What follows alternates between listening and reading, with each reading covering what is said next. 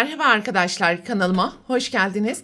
Bugünkü videomda yeni başlayanlar için kolay ve hızlı hediye fikirleri ya da arabalarınızda ayna süsü olarak kullanabileceğiniz tığ işi top anahtarlık yapılışını anlatacağım.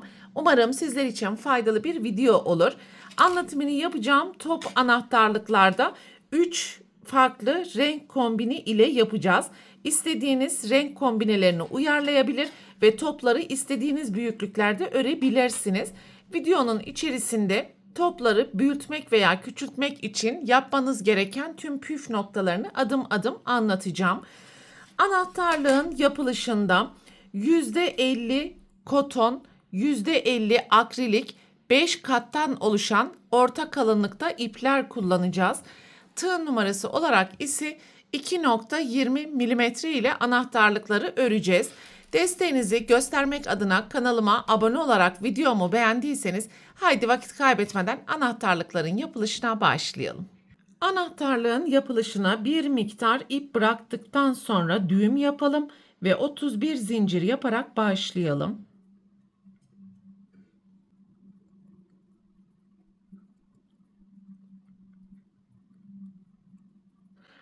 ...31 zinciri yaptım ve bu zinciri bu şekilde ikiye katlayarak daire oluşturduğumuz zaman top anahtarlığın genişliğini göstermektedir. Daha büyük anahtarlıklar yapmak isterseniz zincir sayısını artırabilir ya da daha küçük anahtarlıklar için zincir sayısını azaltabilirsiniz arkadaşlar. Yapmış olduğumuz 31 zincir santimetre olarak ölçüsüne bakalım. Görmüş olduğunuz gibi 11 santimetre.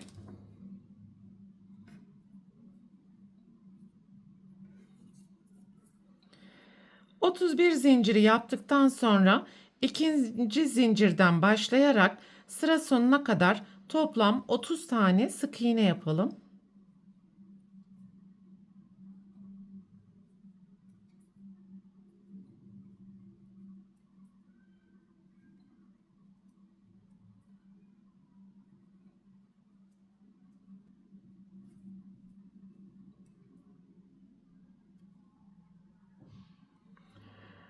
...30. zinciri yaptıktan sonra yapmış olduğumuz bu parçayı ikiye katlayarak ilk sık iğnenin tepesine kayma dikişi yaparak daireyi oluşturalım. Bir zincir, aynı boşluktan başlayarak altta yapmış olduğumuz tüm sık iğnelerin tepesine sıra sonuna gelene kadar yan yana toplam 30 tane sık iğne yapalım.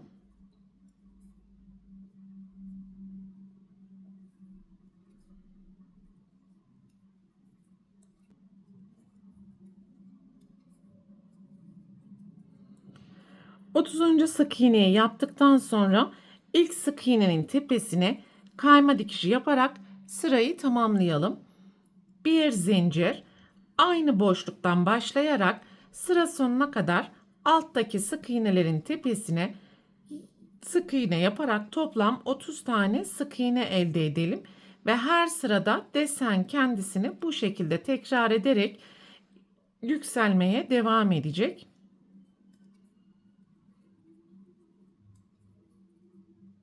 Üçüncü sıranın sonundaki 30. sık iğneyi yaptıktan sonra ilk sık iğnenin tepesine kayma dikiş yaparak sırayı tamamlayalım. Bir zincir ve aynı boşluktan başlayarak yan yana sık iğneleri yapmaya devam edelim. Bu şekilde toplam 8 sıra olana kadar örmeye devam edeceğiz. Başlangıç zincirinden sonra 1, 2, 3, 4, 5, 6, 7, 8 sıra yaptım arkadaşlar. Ve 30. sık iğneyi yaptıktan sonra ipi burada keserek gizli birleştirme yapalım.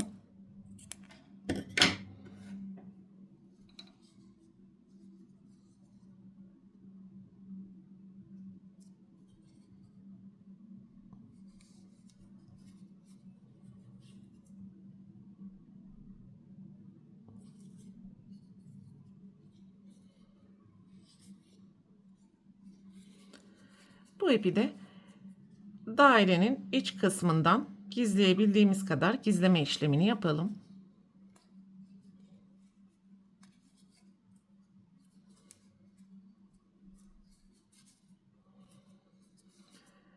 Bunu kamera arkasında iç kısımdan gizleyeceğim arkadaşlar. Burada başlangıçta bırakmış olduğumuz ipi de ilk yapmış olduğumuz zincir üzerinden yine gizli birleştirme yaparak dairenin iç kısmından saklayalım.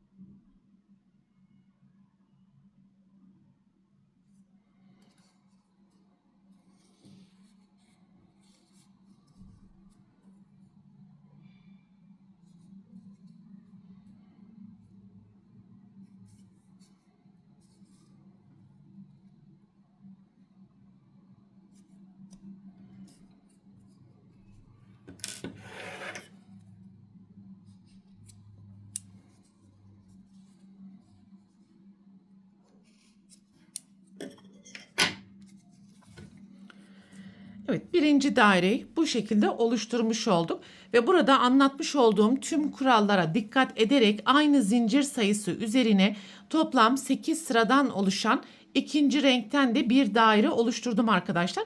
Şimdi üçüncü renk ile devam edelim ve yine 31 zincirin üzerine 30 tane sık iğne yapalım.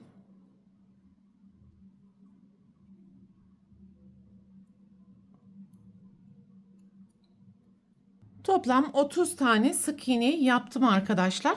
Şimdi burada görüntüyü vermeye başlayacağız ve buradaki daireleri iç içe birleştireceğiz. Herhangi bir yapmış olduğunuz dairedeki bu sıra sonlarında olan noktaları özellikle iç kısma gelmesine dikkat ediniz. Sağ taraftaki sarı daireyi yeşil dairenin içerisinden geçirdim. Yapmış olduğum bu sık iğne parçasını da yine sarı dairenin alt iç kısmından geçirelim.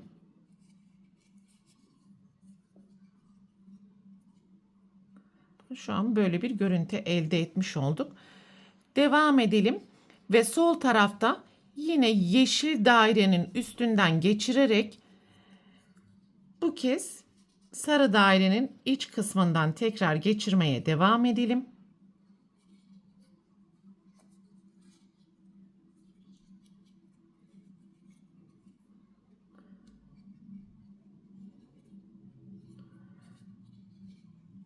Bu şekilde bir görüntü elde etmiş olduk. Şimdi bunu yaptıkça düzelecek arkadaşlar.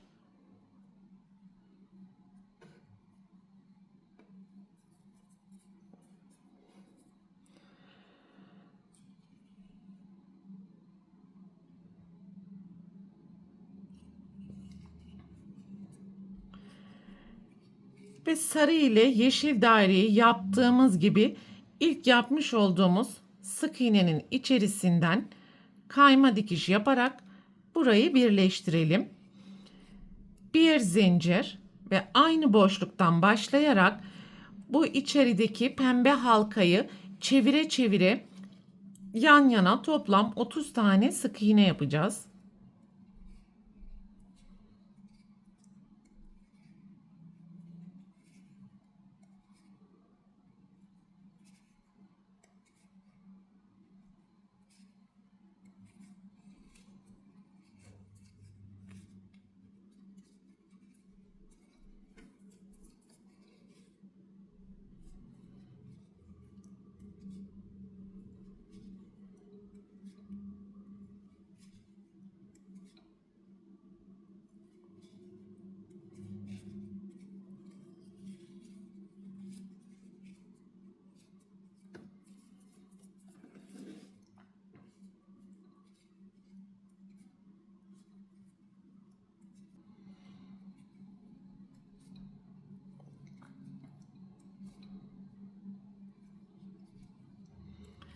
Otuzuncu sık iğneyi yaptıktan sonra ilk sık iğnenin tepesinden kayma dikişi yapalım ve bir zincir yaptıktan sonra aynı boşluktan başlayarak sıra sonuna kadar yan yana toplam 30 tane sık iğne yapalım.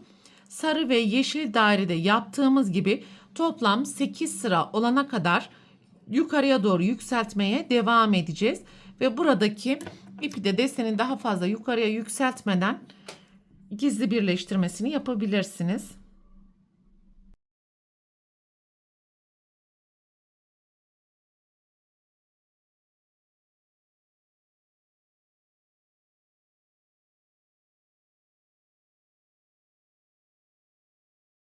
Şimdi 8 sıra yukarıya doğru yükseltmeye devam edelim arkadaşlar.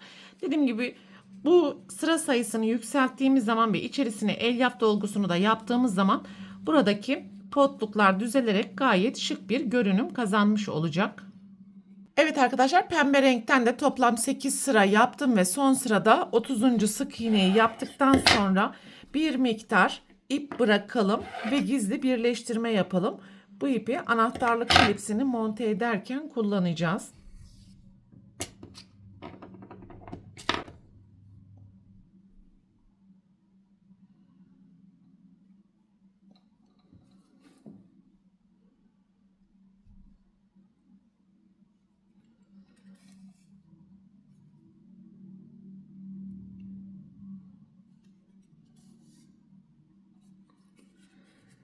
Ve bu ipi de yine iç kısımdan gizleyebildiğimiz kadar gizleme işlemini yapalım.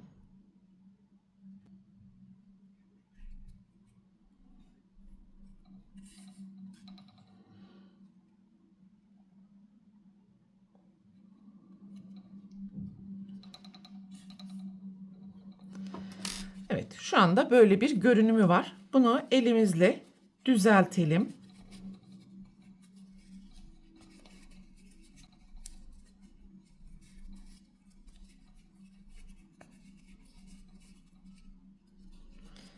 Ve şöyle orta kısmı birazcık açarak bu boşluğun içerisinden elyaf doldurumu yapacağız.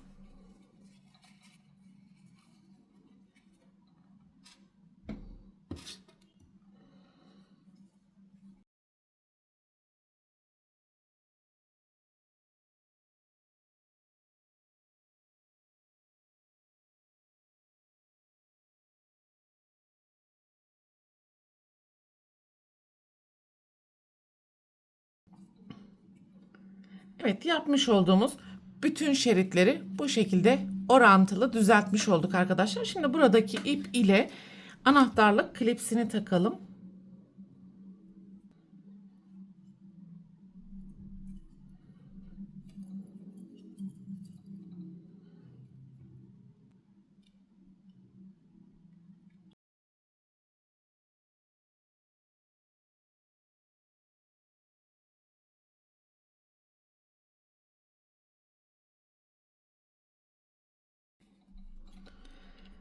Evet, böylelikle anahtarlığın tüm yapılış aşamalarını tamamlamış olduk arkadaşlar. Bu videoda anlatacaklarım bunlardan ibaretti. Umarım sizler için faydalı bir video olmuştur. Sonraki eğitim videosunda görüşene dek lütfen kanalıma abone olarak videomu beğenmeyi ve sevdiklerinizle paylaşmayı unutmayın. Hoşça kalın.